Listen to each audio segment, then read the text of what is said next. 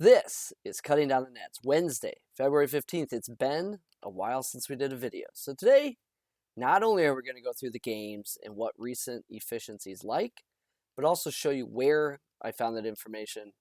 Everything is free. So we're not just giving away fish here.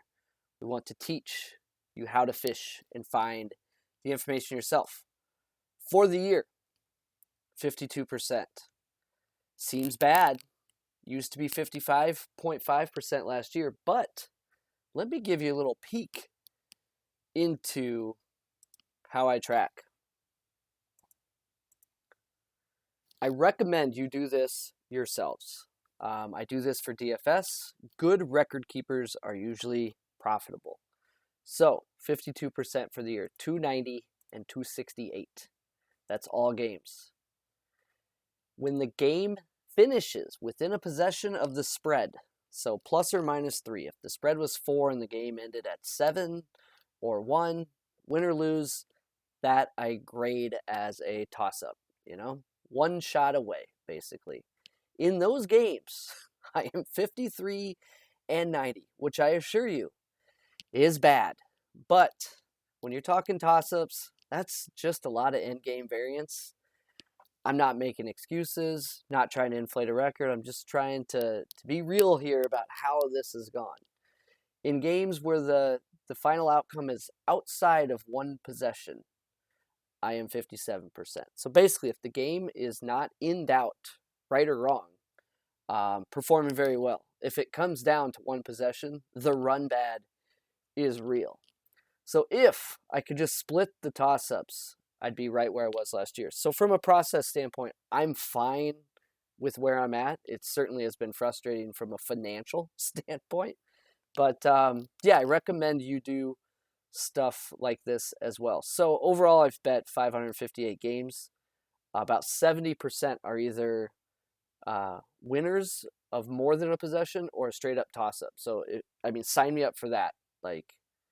Hey, you're going to bet 10 games, 7 are either going to be easy winners or it will come down to the final possession. You hope to run just like half and half on those. So, that's my year. All right.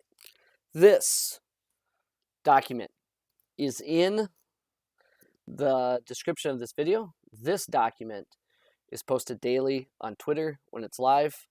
I always have Paddy median. I'll get through the shot quality stuff today. And then if I have time, Torvik and KenPom make an appearance. I have learned recently that, life would be a lot easier if I could just bet against the KenPom number, because some of these spreads are getting a lot sharper. Like KenPom had Villanova by 6, I think, over Butler. I had Villanova by like 12, but I didn't get a 6. Line opened at 10, and it's like, pass, I guess. So it's kind of frustrating. All right, for each of these games, I have some nuggets here. Not only am I going to cover these, I'm going to show you where I found them. Again, everything I show you today, for the most part, is entirely free. So use your resources. BU at Holy Cross.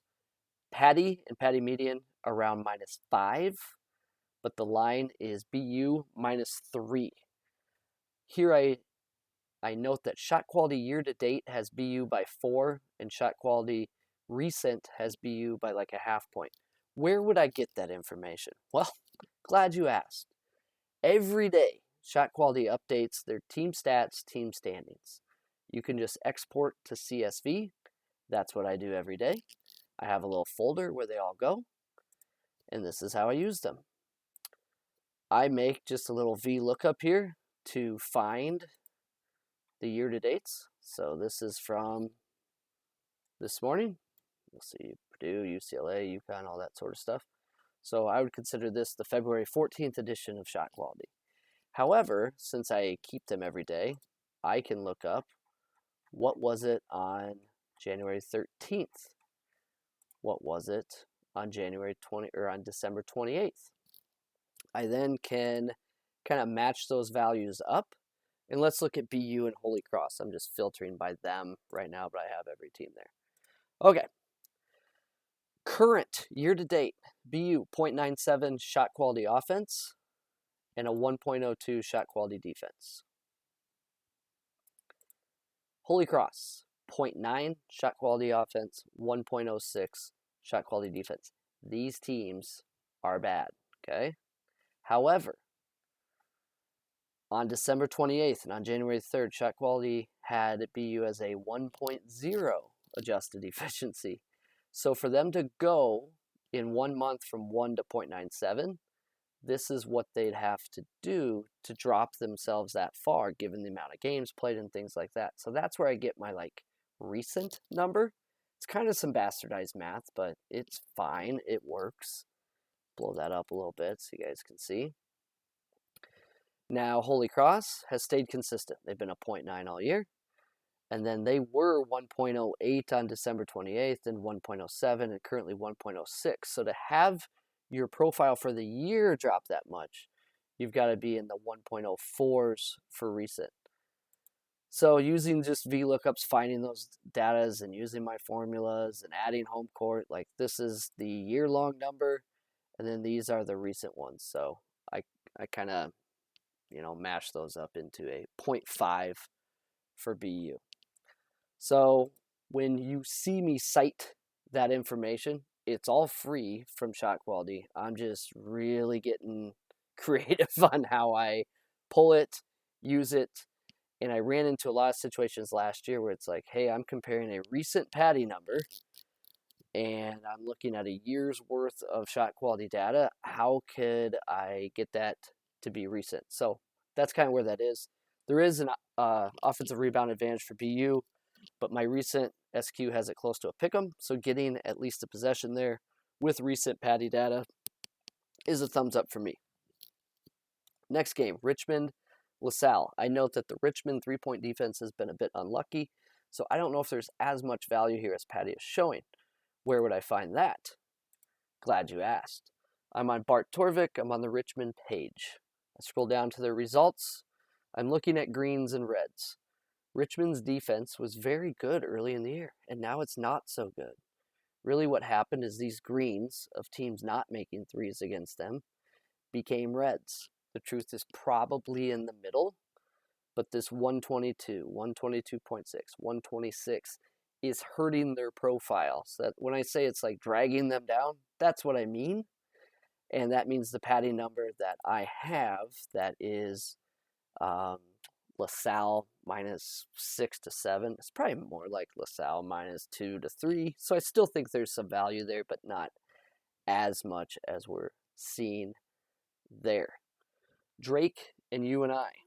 This is why I love having Paddy and Paddy median. Look at how far different those are. I can show you why if I flip over to Drake's page. I did not have them pulled up, so bear with me just a second. Near my hometown, grew up near Darren DeFries, head coach of Drake. Brother's actually friends with them. So, fun note there. Look at these spikes. 141, 134, 141, 140. That's extremely strong offensive performances. But it's pretty easy to see how they happened. 11 out of 20 from 3, 12 out of 21, 14 out of 27, 12 out of 25. When that doesn't happen, you see more, 107, 106, 115.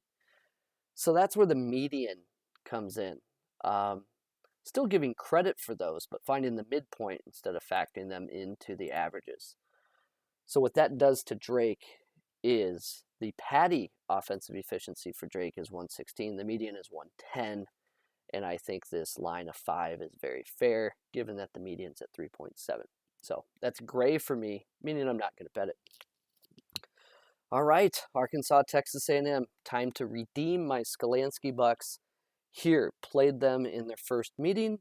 Arkansas won by 11. The next day, Shot Quality produced their shot quality score for the game, and Texas A&M was a shot quality winner by 16 points. So the only difference now is Nick Smith has returned for the Hogs. So let's take a look at what I'm looking at for this game. This is the box score from their first game. I want to point out that the Aggies went 15 out of 39 at the rim. That is hard to do. I was in person at the Iowa-Minnesota game on Sunday, and I swear that Iowa did the same thing where it's just like missed layup, offensive rebound, missed layup, just like could not make a shot at point blank range. And that is what A&M did in that first meeting. They also went 14 out of 24 from the free throw line. So look, if they can even play close to what they did, I think they are in good shape. So turnovers on both sides are likely.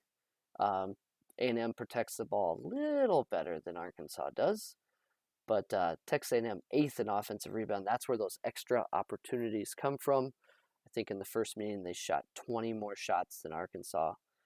If you turn people over and you get offensive rebounds, you are going to have more shot attempts than your opponent. Also, a lot of fouls in this game as well.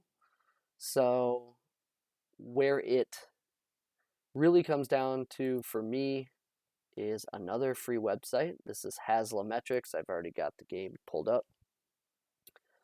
Texas A&M is 4th in opponent shot proximity. So they force their opponents to shoot shots further from the basket than all but 3 teams in college basketball.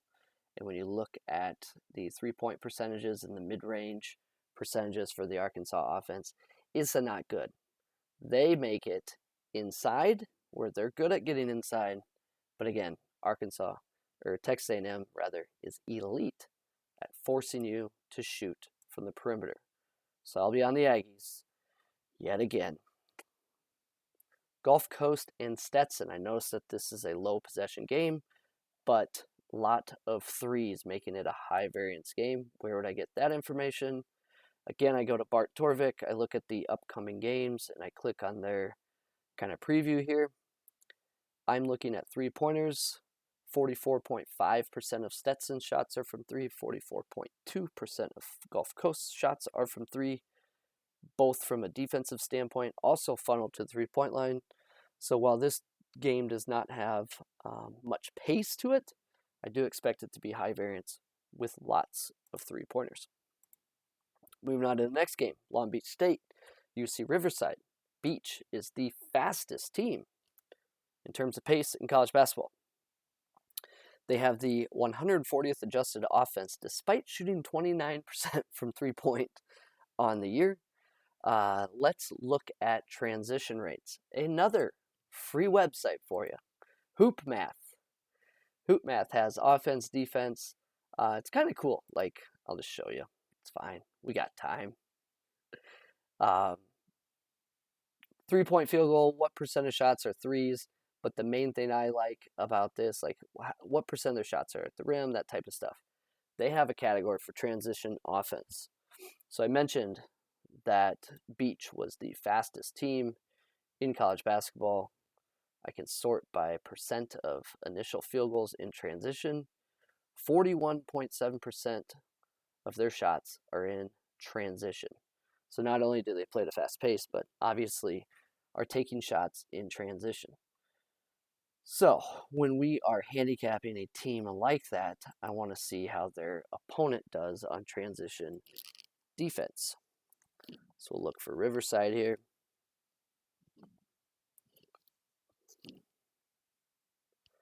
All right, so that 24.4, that is the percent of initial field goals allowed in transition. So they're pretty good at limiting transition. Now, given the conference they play in, I'm not all that surprised by it.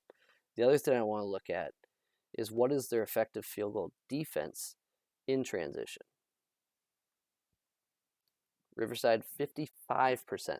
That's not great. So while they can limit opportunities, albeit in a conference that most teams don't run, it's pretty much Beach and Davis, they're not necessarily effective at stopping the transition when those occur. So worth noting, again, this line is at Riverside by 1.5. Paddy likes the Beach side. I think that kind of sways me that Beach can get enough opportunities in transition. Longwood and USC Upstate. I note big TO and OR edges for Longwood. These teams have played once, 37 combined turnovers in the game, and Longwood had 13 offensive rebounds. So this is what the game preview looks like. You'll see that Longwood is 31st in forcing turnovers, and Upstate is 312 in protecting the ball. However, on the other side, there should be turnovers as well.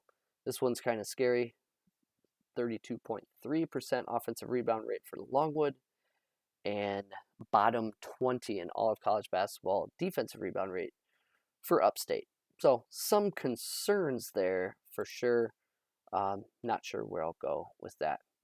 Next up, Furman and the Citadel. Again, if this was a KenPom number, I would have bet it immediately, but it opened at like 15. So looking at that game, again, I'm going to look at Torvik's game preview. And I think what stands out here is 46% of Furman shots are from three-point range. And the Citadel forces opponents to shoot threes 42% of the time. Likely means like a 50% three-point rate for Furman. What happens on each possession here?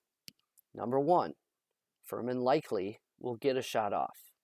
They don't turn it over very often, and the Citadel does not turn you over. So they're going to get the shot off. We think it's going to be a three. What happens if they miss that shot?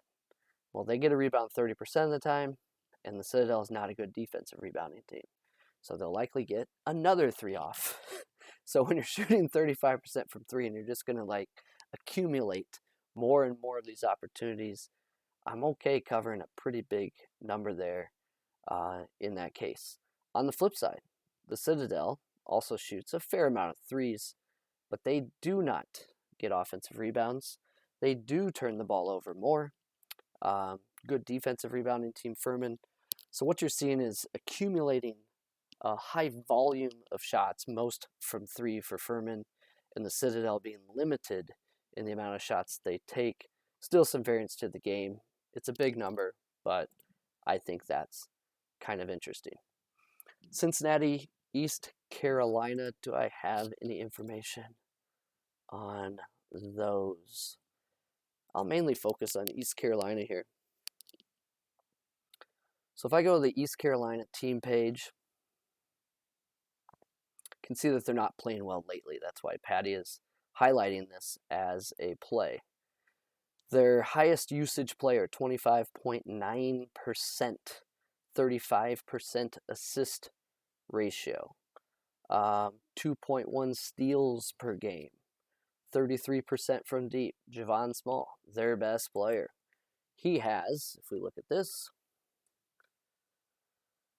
missed the last 6 games. So then I like to look at how is this team performing in the games without Javon Small, and you can kind of run a mini Paddy. Now, given this is only 6 games, but you can start the South Florida game, add up these, and what you're going to find is that their defensive efficiency has fallen tremendously. Their offensive efficiency has stayed about the same. It's close anyway. But yeah, their defense has fallen to 109.5 in those 6 games without Javon Small. Bearcats hit everything in the first meeting. Small played in the first game. ECU didn't hit anything, but at the end of the day, Cincy won by 28. I think the last game I have some notes on here that I want to pull up are Greensboro and Samford. So Paddy's showing Greensboro as a play here.